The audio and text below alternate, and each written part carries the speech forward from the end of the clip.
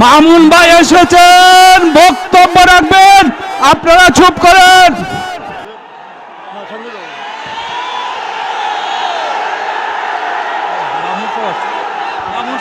নারায়ে তাকবীর, মামুন হকের আগমন, নারায়ে তাকবীর, মামুন হকের আগমন, মামুন হকের আগমন, নারায়ে তাকবীর, মামুন হকের অ্যাকশন।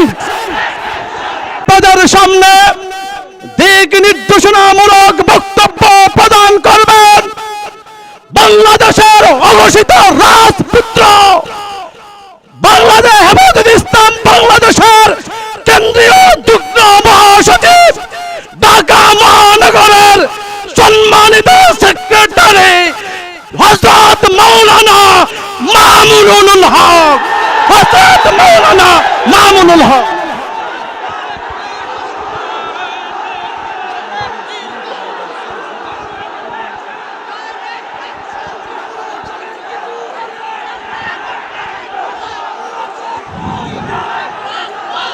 السلام عليكم ورحمة الله.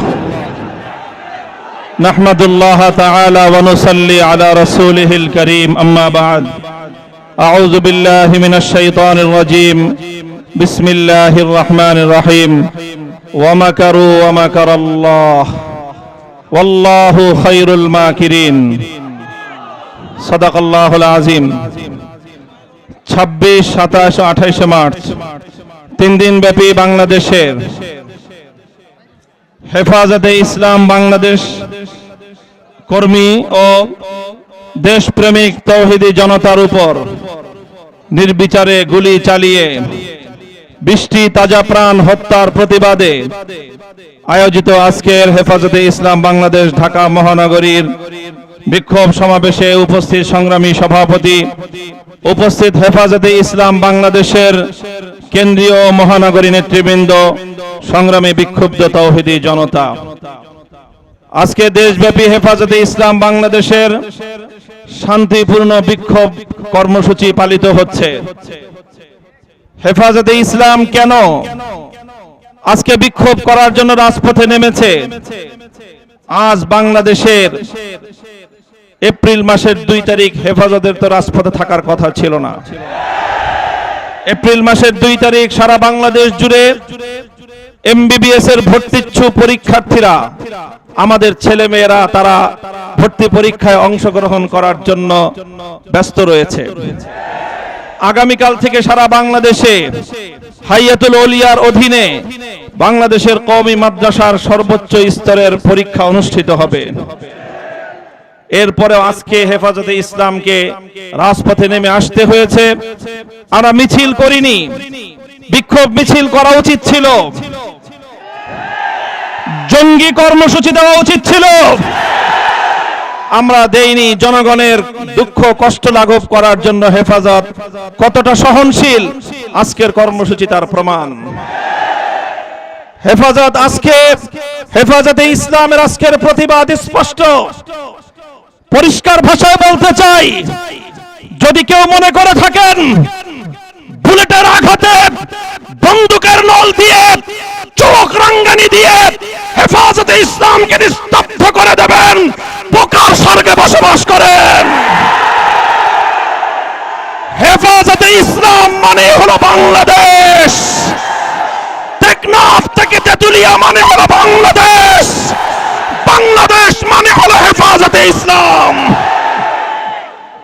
প্রশ্ন করতে মনে চায়, মিডিয়াতে দেখি সরকারি বিভিন্ন দায়িত্বশীলরা, মন্ত্রী, এমপিরা, প্রশাসনের বড় বড় কর্মকর্তারা, ওনারা মিডিয়ায় ব্রিফিং করছেন আর কান্না করছেন যে ওখানে এতগুলো সরকারি অফিস আদালত পুড়ে গেল, ওখানে এতগুলো কাগজপত্র পুড়ে গেল, এই হয়ে গেল, মহাসড়ক বন্ধ হয়ে গেল। কত কান্না, কত আহাজারি তাদের, কিন্তু পাখির মতো গুলি করে বৃষ্টি তাজা প্রাণ হত্যা করলেন। আমার বৃষ্টি মায়ের কোল খালি করলেন। বাংলার 20 বৃষ্টি সন্তানকে আপনারা এভাবে হত্যা করলেন। মাননীয় আইজিপি সাহেব, আপনার মুখ থেকে তো একটিবারের জন্য ওই 20 জন শহীদের জন্য এতটুকু সমবেদনা প্রকাশ পেতে দেখা গেল না। আপনাকে আইজিপি নিয়োগ করা হয়েছে দেশের মানুষের নিরাপত্তা দেওয়ার জন্য, পুলিশ বাহিনী দিয়ে জনগণের নিরাপত্তা নিশ্চিত করবার জন্য। পুলিশ বাহিনীকে আমরা পিস্তল এবং আমরা বন্দুক সরবরাহ করেছি, রাষ্ট্র সরবরাহ করেছে জনগণের নিরাপত্তা নিশ্চিত করবার জন্য, জনগণকে হত্যা করবার জন্য নয়। ও, এরা তো বাংলাদেশের নাগরিক না, এরা তো হেফাজতে ইসলামের কর্মী। যদি এই হয় আপনাদের ভাবনা, এই যদি হয় আপনাদের চিন্তা, মনে রাখবেন আগামীর বাংলাদেশ হেফাজতে ইসলামের বাংলাদেশ। আজকে আমরা অত্যন্ত দুঃখ এবং পরিতাপের সাথে প্রশ্ন করতে চাই, তাণ্ডবের গল্প বলছেন, সারা দেশে হেফাজতে ইসলামের কর্মীদেরকে গ্রেফতার করে নিয়ে কারাগারের অন্ধকার প্রকোষ্ঠে বন্দী করেছেন,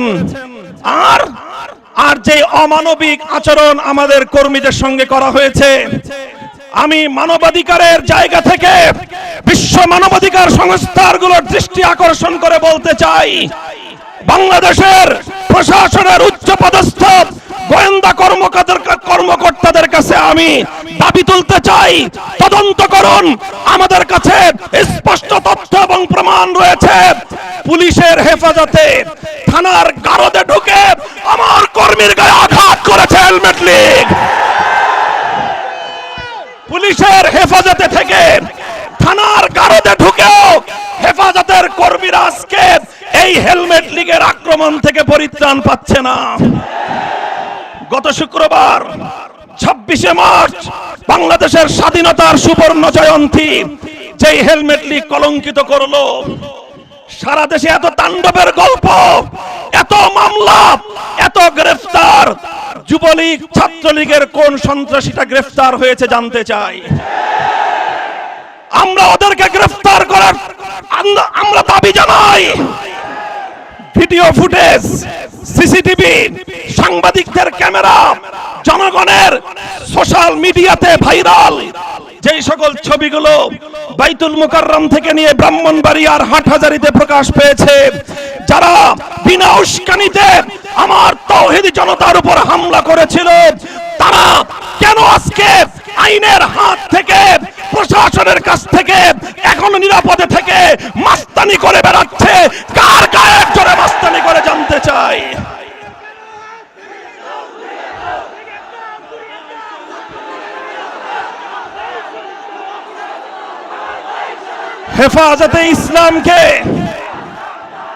হেফাজতে ইসলামকে কলঙ্কিত করবার জন্য, হেফাজতে ইসলামকে জনগণের সামনে হেয় প্রতিপন্ন করবার জন্য নতুন নতুন নাটক সাজান। মাদ্রাসাগুলোতে সংরক্ষিত কোরবানির ছুরিগুলো কোন কাজে লাগে জানেন না?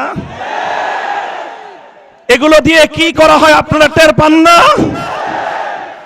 আপনারা কোরবানির চামড়া নিয়ে যা তামাশা শুরু করেছেন, আগামী দিনে কওমি মাদ্রাসার ছাত্ররা রাষ্ট্রকে বিনামূল্যে কোরবানির দিন যে সার্ভিস দেয় সেটা হয়তো বন্ধ করে দিতে হবে।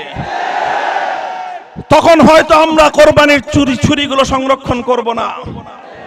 এই ছুরিগুলো দেশের কল্যাণে নিয়োজিত, এই ছুরিগুলো দেশের ধর্মপ্রাণ মুসলমানদের কোরবানির দায়িত্বে নিয়োজিত। বারবার এই ছুরি নিয়ে আপনারা নাটক করেন, এই নাটক তো অনেক পুরাতন হয়ে গেছে।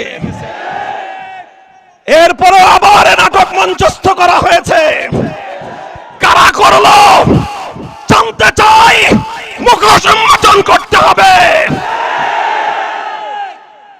মিডিয়া কর্মীদেরকে একটা কথা বলবো, মিডিয়া অনেক শক্তিশালী আমরা মানি, মিডিয়া আজকে বাংলাদেশ নয় সারা পৃথিবীকে নিয়ন্ত্রণ করে সেটাও জানি।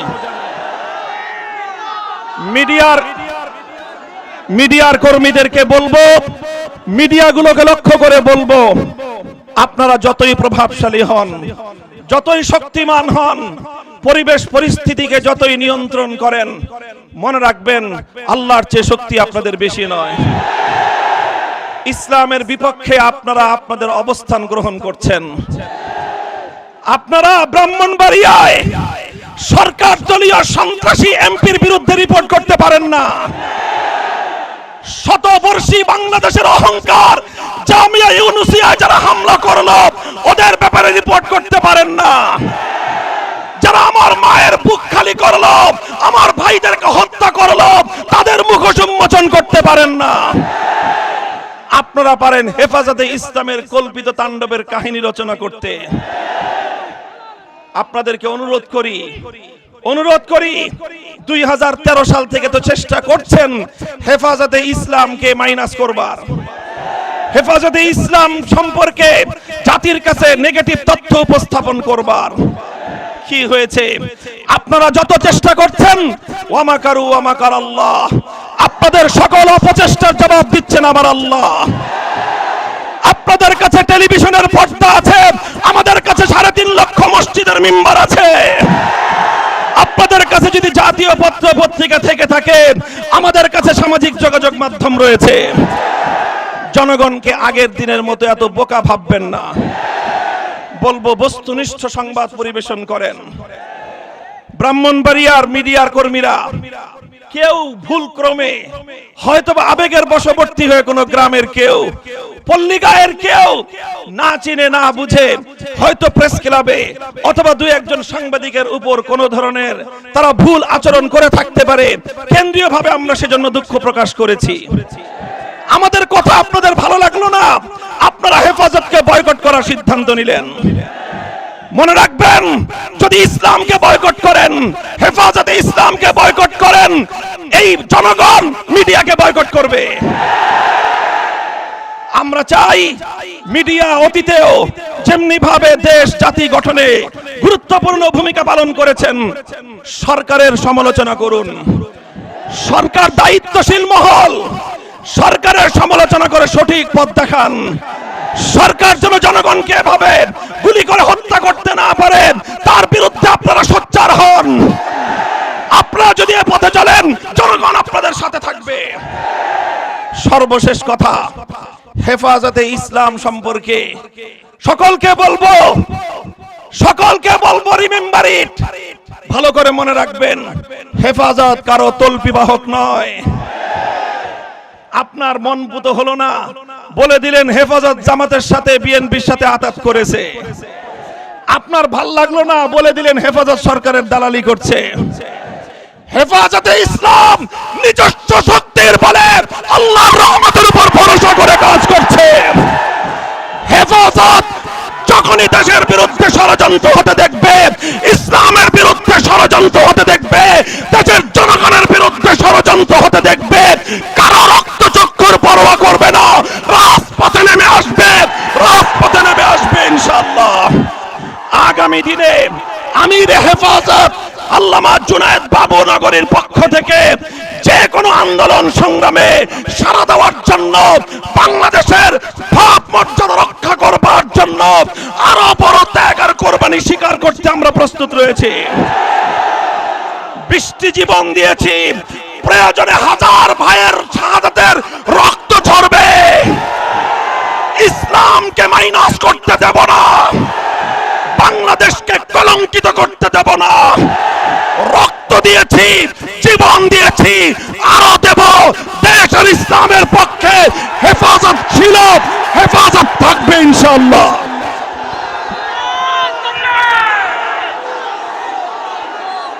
সংগ্রামী তৌহিদি জনতা,